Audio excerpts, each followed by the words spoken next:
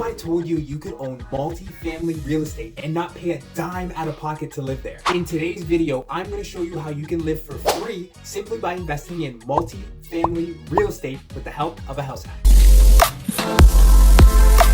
Now, before I dive in on the proven step-by-step guide on how you can live for free with house hacking multifamily real estate, pause this video, tap, click, do whatever you have to do and subscribe to the channel, because honestly, I can't have you guys missing out on any of the new videos we have coming out. Now stay with me right to the end, because I'm going to show you some proven ways to offset the cost of living in a multifamily property, as well as some considerations to keep in mind as you get started as a beginner. So what is house hacking? It's essentially the practice of living in a property that you own and using the rental income from other units or other space to cover off your mortgage and expenses, which allows you to live for free. This is one of the best real estate strategies out there, because essentially you get to own this beautiful multifamily property and you don't even have to pay for it while you live there. Now, there are a number of different ways you can start house hacking a multifamily property.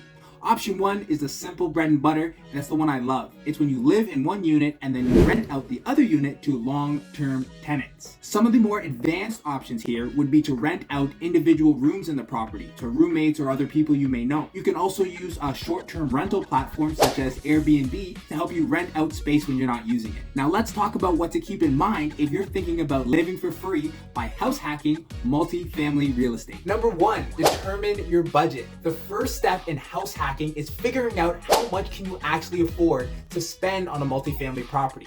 At this stage, you want to consider all sorts of factors, such as your down payment, your mortgage payments, and any ongoing expenses for the property, like your taxes, property insurance, maintenance, and repairs. Number two, choose your location. You'll want to decide, where do you want to buy this multifamily property? You want to look for areas with strong rental demand, areas with colleges or towns and cities with a growing population.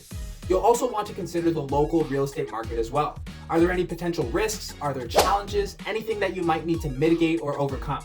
Now, at the end of the day, you can be a little more picky than with a traditional rental because, hey, you're actually living in the property. That's why we call it a house hack.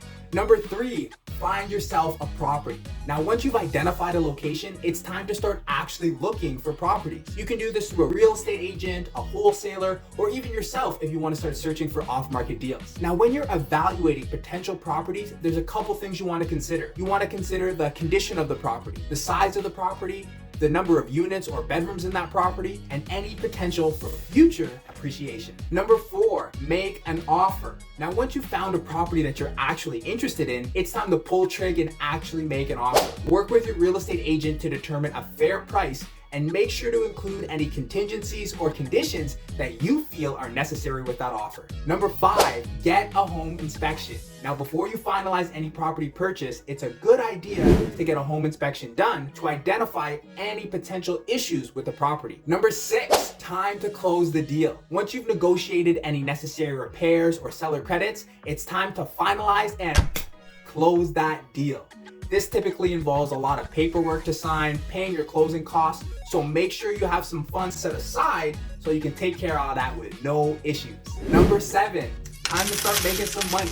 At this stage, we're going to rent out the other units. Once we've closed on the property, it's time to start actually house hacking. Now, you can find tenants through a property management company, but if I'm being honest, I would suggest you advertise the property yourself so that you can have more control over the type of tenants that you bring into your property. Now, be sure to thoroughly screen potential tenants to ensure you're getting a reliable, responsible renter. By following these steps, you can successfully house hack a multifamily property and essentially live for free. Now remember, you want to make sure you do your research and consult professionals as you need to. And don't be afraid to ask questions. Nobody here is too proud for that. Want to see an example of what house hacking looks like? Let's go over a detailed property analysis with some actual numbers so you can get an idea of how to actually evaluate a potential house hacking opportunity. So the property that I was looking at here was in Oshawa, Ontario, and it's a fourplex, so that means the property has 4 units. In terms of the purchase price, it was an $800,000 purchase price with a down payment of $160,000 or 20%. The loan information here was a 30-year amortization with a 3.5% interest. And again, you can calculate that mortgage payment going to calculator.net. It's a website that looks like this. It's got lots of great calculators that you can use as well. Now, in terms of the income, like I said, 4 units. Now, my unit up there is in green because, hey, I'm trying to live for free. So total, it's $6,000 a month in rental income, minus what I would pay, which is $1,500, leaves us with $4,500 in income from the property. Now, in terms of the expenses, we have our mortgage, like I said, and then we have our insurance, property tax, maintenance, and property management. Now, I know the property management number looks high, but I've included a lot of other items in there for simplicity's sake. Now, here's where the magic happens, the net monthly income. If we take our total income minus what I would have paid as a renter and subtract our expenses, we're left with $176 per month. Doesn't sound like a lot, but that means over $2,000 a year in actual income. Now, this is great because we're not trying to make a whole bunch of money. We're trying to live for free, which is exactly what this example shows. This is a great example of a house hacking opportunity in your backyard. Now, I didn't actually buy this deal, so let's just use it as an example, as the numbers are going to vary depending on what market you're in, the current market conditions, as well as the income and expenses for that property.